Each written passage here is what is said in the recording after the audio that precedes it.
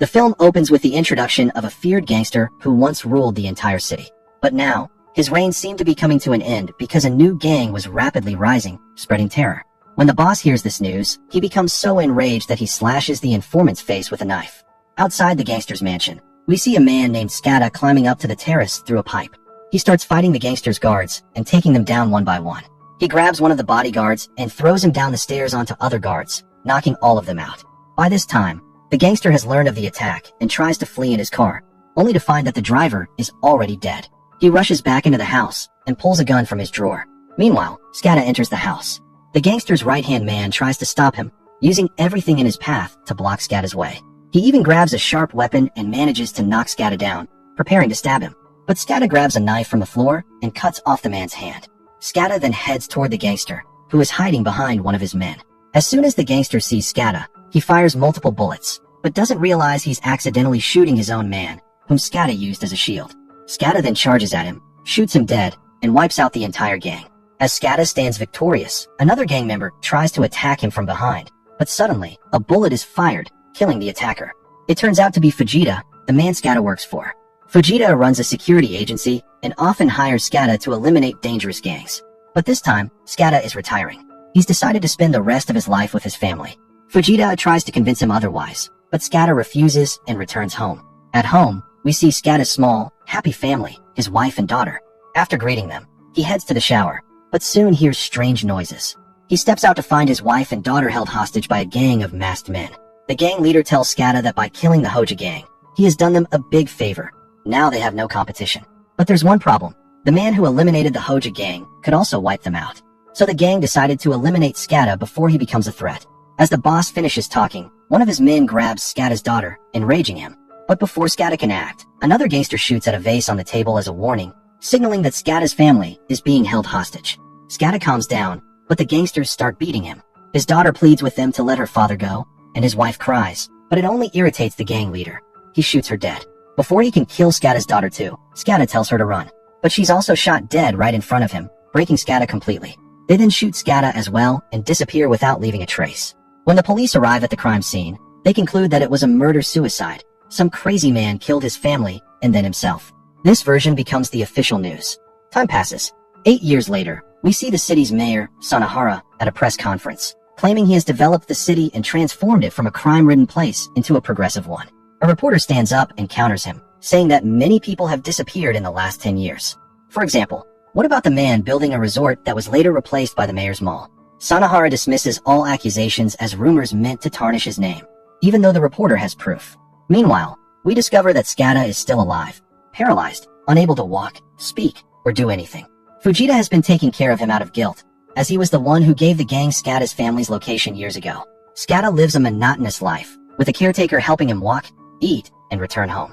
One day, while returning from a walk, a man attacks Scada and stabs his arm multiple times. It turns out to be a former Hoja gang member whose hand Scada had severed years ago. He came for revenge. But Scada is no longer in a condition to defend himself. On the other hand, the reporter who questioned Sanahara earlier is still gathering information. He's meeting with a man whose face was slashed by the Hoja gang leader at the beginning of the movie. This man knows everything about the city's crimes and explains how Sanahara got licenses for his resorts and malls. As the reporter is writing all this down, someone suddenly smashes their car window. A masked man appears. The reporter tries to flee, but is caught.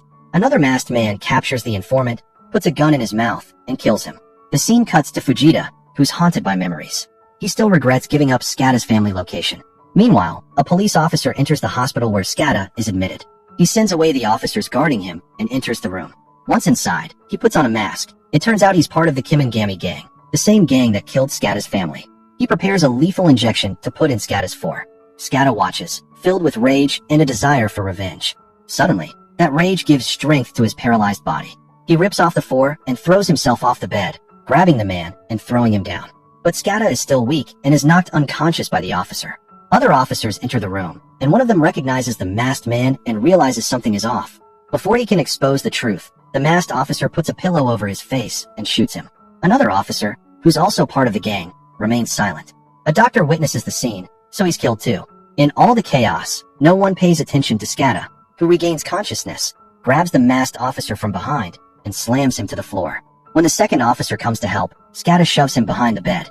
Though he's weak, He manages to dodge an attack and grabs a bedsheet, looping it around the masked man's neck and choking him to death. As the officer struggles, his foot kicks his partner, who falls out the window and dies. Fujita arrives and is shocked to see Skata standing and walking. As they exit, Skata grabs some food and is flooded with memories of his family. Meanwhile, the Kimingami gang leader learns that Skata is alive. He orders Foda to bring Skata's dead body. The scene cuts to a warehouse where women are packing drugs. A body bag is delivered, but it's a decoy. Outside the warehouse, Skata is seen fighting guards on CCTV footage. The watchman shoots at Skata's car, killing his caretaker. Fujita also gets shot while trying to help, but manages to shoot back and kill the attacker. Skata enters the factory and takes on multiple enemies, throwing some, slamming others into walls, taking them down one by one. He pushes forward, unstoppable, on a path of pure vengeance. But more people were waiting ahead for him, and they attacked him in different ways. But Scott killed them all using their own methods. When Scott started fighting another man, one guy brought a crane from behind and dropped him into a machine. When Scott fell down from that machine, he threw a knife straight at the man's throat and killed him on the spot. Now another man was sitting on the conveyor machine, shooting at him. Scott made a big leap and got inside the same conveyor machine. He snatched the gun from him and shot him, along with several of his companions. But the fight still wasn't over. People were still coming after him. At every step, someone new appeared in front of him, and he kept killing and moving forward. Because at this point, he only wanted revenge for his family from the leader of the Kimingami gang, who was now preparing himself for battle with drugs. When Scott reached upstairs, he saw that the leader had already escaped. The man pressed a button on his phone, and the entire building, where Scott was, went up in flames. Then that man, who had set the building on fire, received a call from the leader, congratulating him for finishing off Scott. Which meant this man wasn't the leader either. They were just starting to celebrate their success, but things began to go downhill. Because right in front of them, Scott emerged safely wrapped in a blanket. The man's legs began to tremble, and even Fujita got scared. He confessed in front of Scott that he was the one who had informed the gang about his family that day. He said, "Even I can't live with this guild anymore. Kill me too." Scott showed no mercy and shot him dead. Then he captured another gang member. He wanted to get information about their real leader from him. He used the man's phone to call the leader, and that's when the biggest truth was revealed. The leader was none other than Sonuhara, the mayor of this city. Sonuhara told Scott, "Whatever money I earn from my legal businesses, I use it all for the city's progress. I don't think eliminating my gang will do you any good." After cutting the call, Scott shot the gang member dead. The next morning, the police were seen reporting all the attacks that had happened overnight. It was being said that Scott was behind all of them, that he had killed all those people, and that he himself had died in a bomb blast. This news was being watched by someone else. Rio, Scott's daughter, who was still alive and had been raised by one of the Kimingami gang members.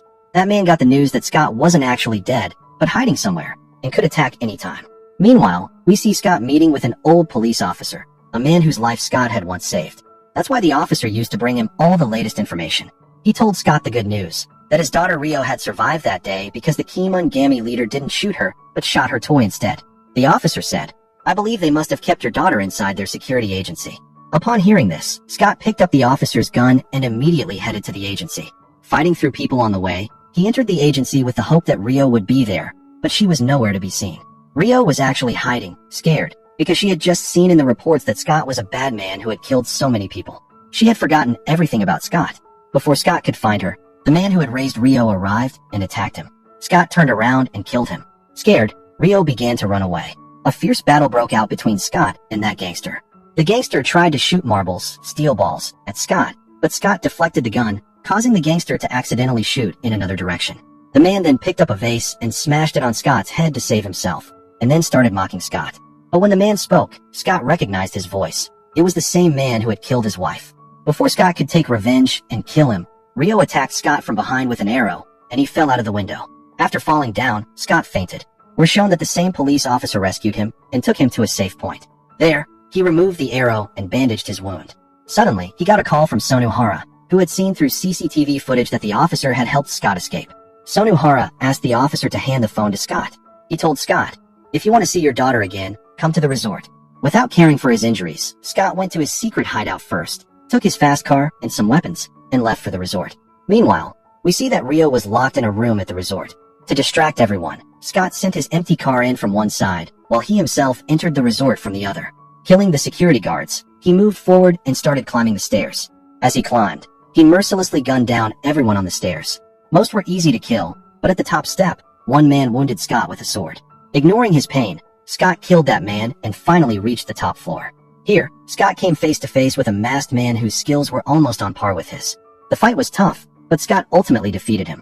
But the battle still wasn't over. More masked men came at him through the stairs, shooting them down. He finally reached the top floor in the elevator, where Rio was being held. When Rio saw him, she was shocked.